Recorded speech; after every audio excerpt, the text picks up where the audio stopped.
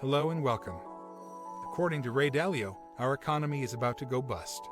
Here is what Ray Dalio had to say about this. But before we continue, please hit like and subscribe to my channel. There are three things that are going on now, the two great extremes that have not existed since the 1930 to 45 period. And it's important to know those three things and then to understand them well. The first is what is going on with money and credit when you get to something like a zero interest rate and you need buying power. The government needs buying power, but they can't tax it.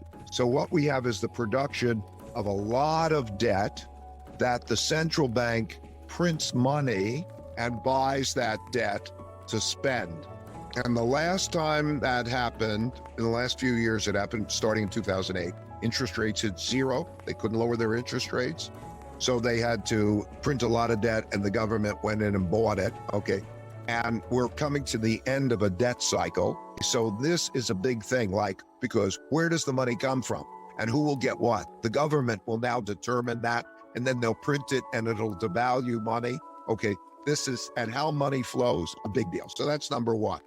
The second one are wealth and political gaps that are causing great conflicts. Throughout history, there's always been the main things that everybody's always fought over is money and power, particularly political power. So what we have is a situation when you have a large wealth gap and you have an economic downturn, particularly if you put a lot of debt having at the same time, you have a fight. I mean, that's been true through history. And it's reflected in the political gap. So the political gap it's classic political gap. Left, right, capitalist, socialist. Well, how do you distribute it? How are you going to deal with that? And that becomes the other. And how you fight. So that's the second of the two, this wealth political gap that's causing the conflict. And it's coming at a time where we don't have much money because we don't have a good financial position. We're printing and putting it out with made up money. Meaning what happened, like COVID was such a good example. A lot of people and companies had falls in their income that would be ruinous. If checks didn't go out, we would have had a revolution. And so those checks and how do you save everything and so on? Okay, and it's not like the government had real money. So they made more debt and then the Federal Reserve printed it, the checks went out, which diminishes the value of money and so on. It changes things. So then the third thing is the rise of a great power to challenge an existing great power. So the rise of China to challenge the United States. In all history, there are world orders. What that means are the dominant power. It's like in nature almost, the big bull or something. Anyway, there's the dominant power. And then what happens is in 1945, we entered the American world order. The United States won the war. And then in 1945, the winners of the world carved up the world. We had 80% of what was considered money at the time, gold, 80% of the world's money, essentially. We accounted for half the world's economy. And the rules were set in the United States, basically. That's why the United Nations is New York, the World Bank and the IMF are in Washington, D.C., because we began the American century. And then we are now at a time, we've never had another power challenge us in the same way. There was the Soviet Union, but they were always a fraction of the size economically, so couldn't compete on that same basis. They had nuclear weapons, but they didn't have the economic power and so on. But now we're dealing with China coming on as a power. I spent a lot of time in China over the last 36 years, by the way, and I admire how they're doing a lot of things. I mean, I know it's controversial to say that, but in terms of they're a power. Whoa, since I started going there, their average income has increased by 30 times. So they're a comparable power and they're also growing faster. And so that has an effect. So those three things are things that never happened in my lifetime before, but happened before in history, which led me to do the studies of what happened in history and the lessons I could gain. It affects everybody, it affects, we know, let's start with ourselves. Most importantly, forget about the outside thing. Can we be healthy and strong? And what do we need to do? To know you have to be in it together. Like if we can row in the same direction, okay, if we can have thoughtful disagreement and get past that, if we can be in it together, like the wealthy and the poor.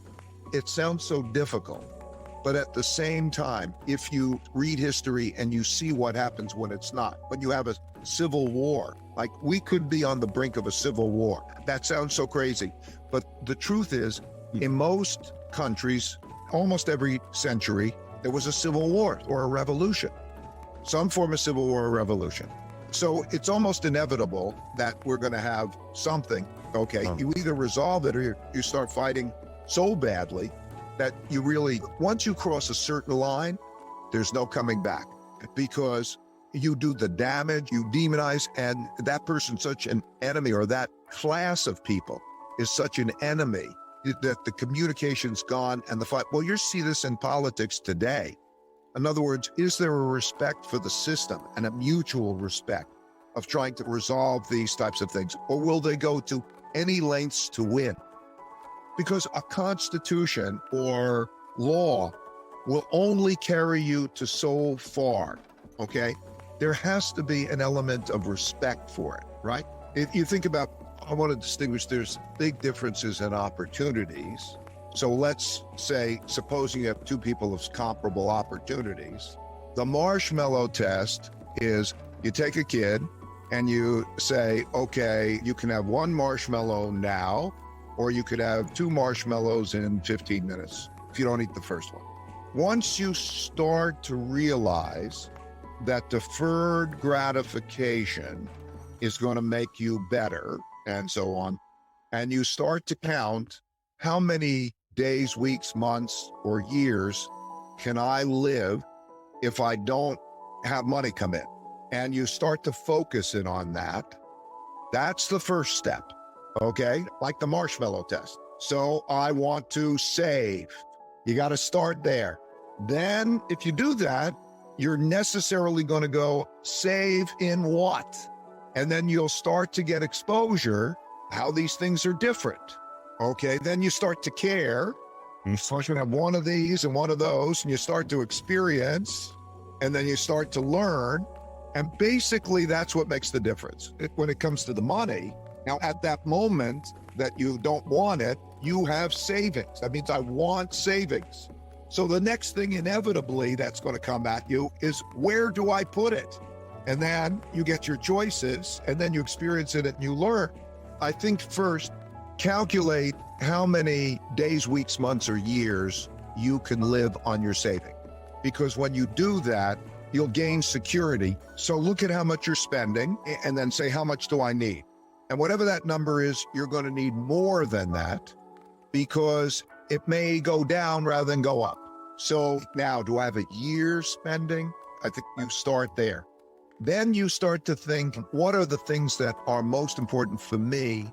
And then you start with your business or your residence that have a symbiotic relationship and that you know well. If you start with your business, okay, you're closer to that, investing in yourself, whatever that may end up being, that may be your best investment. But if you're in a job, that's not the thing, because you're in a different position. And then I really think there's something good about your home, a basic thing about your home, because it's nice forced savings. And it also means that you fix it up. You're saving, you find out there's, oh, well, if I add this thing or that thing, and you're enjoying it. So when you're enjoying it and you're controlling it and it's yours and so on, so that's pretty good. You know, if they keep mortgage tax deductions and so on, you know, there might be some benefits to it also, okay? But that's not a black and white answer. You know, so you could take a short pencil and say, is it better to rent or buy? Okay, that's a different question. But by and large, am I going to move? You know, all of those other questions. So when you start with, okay, what is it that's close to home and how much? You need a certain amount that's liquid. In other words, you got it in your house, you got to make a mortgage payment or something, and all of a sudden, you know, it's not liquid and you lose your job. Well, that can cause you trouble. So how much do I have that's liquid? How much do I have that's not liquid? Okay, and you start to get those things right. Pretty soon, you're getting yourself in good shape. And then you're also having some experiences. And then you go beyond that. So you start to, okay, what's a stock? What's a bond?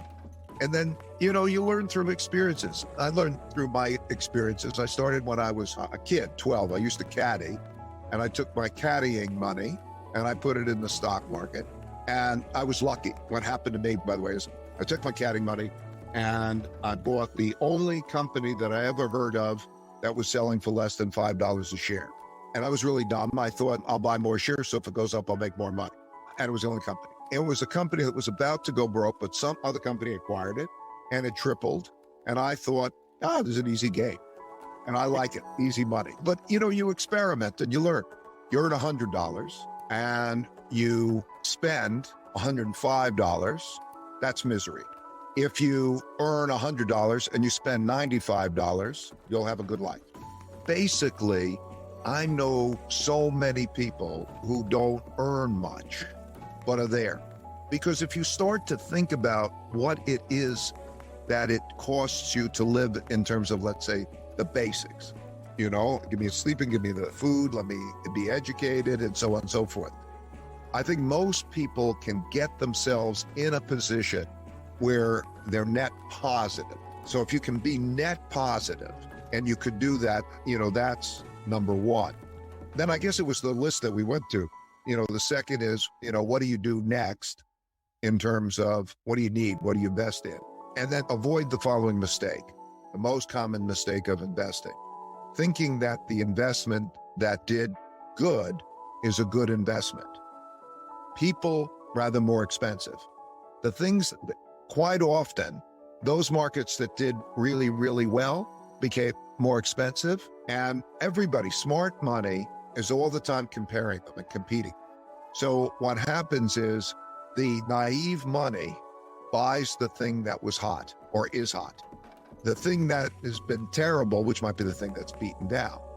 So I would say also an important element, diversify. Because what I learned about this is that, first of all investments compete. And it's not easy to tell whether one investment is better than the other, because if people could do that, life would be easy and everybody'd make a ton of money. And this is a competitive game that's very difficult to compete in. So it's very difficult to say which one's better or worse.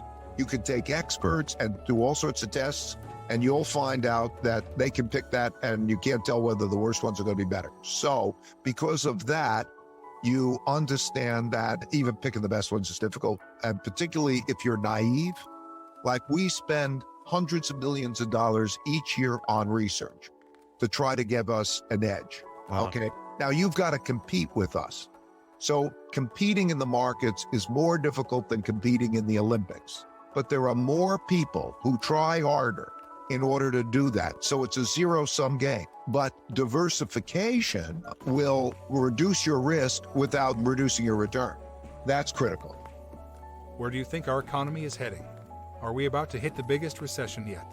Let me know in the comments section below the video. If you loved the video, please hit like and subscribe to our channel for more amazing videos. See you in the next video.